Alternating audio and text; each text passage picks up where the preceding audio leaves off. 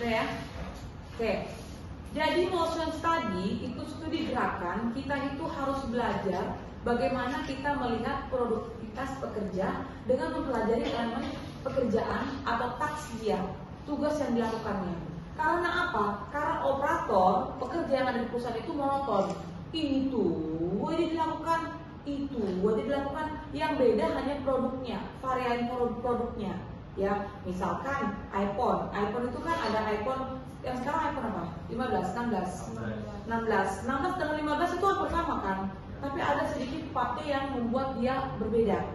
Nah, itu pasti akan ada perubahan operator. Tapi yang melakukan misalkan yang mengerjakan pekerjaan A, misalkan dia yang merakit kameranya, itu orang yang sama dengan yang iPhone 14 atau iPhone 11 yang sebelumnya. Ya, jadi dia akan melakukan hal yang sama. Yang berbeda adalah variannya. Mungkin dulu dia diameter iPhone yang sebelumnya dengan yang sekarang itu beda diameter aja kameranya. Nah, tapi yang mengerjakannya adalah sama, pekerjaannya sama dia, ya, hanya perbedaannya cuma ketika dia merancang, mendesain si kameranya itu. Ya, itu artinya motion study. Jadi kita pelajari gerakan-gerakan dia. Untuk apa? Kita meminimalkan gerakan-gerakan yang berlebihan. Boros waktu, boros tenaga, boros uang. Yes. Nah, ini adalah telaah metodenya, yaitu pengembangan metode. Jadi semuanya itu dicatat, makanya pakai time study.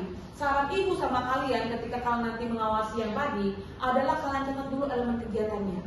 Ya, kan dia kan berulang, continuous process. Misalkan dia kalau kasihkan menerima customer, terus itu mengetik, misalkan membarcode dan apa, itu berulang. Catat dulu elemen kegiatannya. Kalau sudah pas itu terus yang berulang, elemen kegiatan misalkan 10 atau 15, baru time study.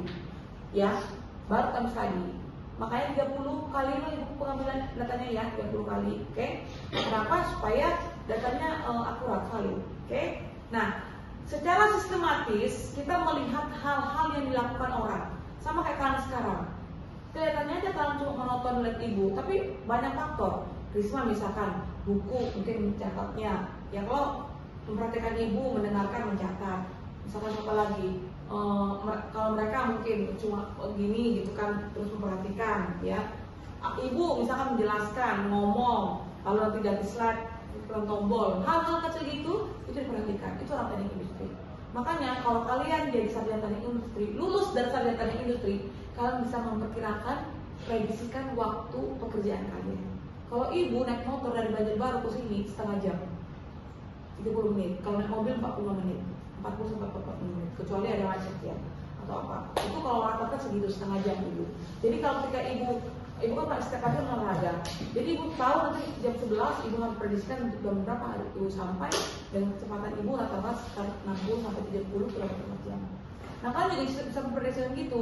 Kayak sekarang mereka misalkan bangun terlambat, sudah tahu jam 11 mau kuliah ibu, mereka nggak bisa mengukur waktu mereka, time study mereka dengan elemen kegiatan mereka. Ya. Nah, metode analisisnya itu ada beberapa ya.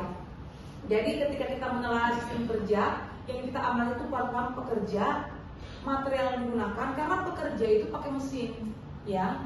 Mesin yang digunakan banyak, mesin produksi. Nah, jadi pekerja itu dengan mesin bekerja sama. Dengan bekerja sama itu kita akan study. Sama kasir Indomaret itu apa anunya? Mesin produksinya.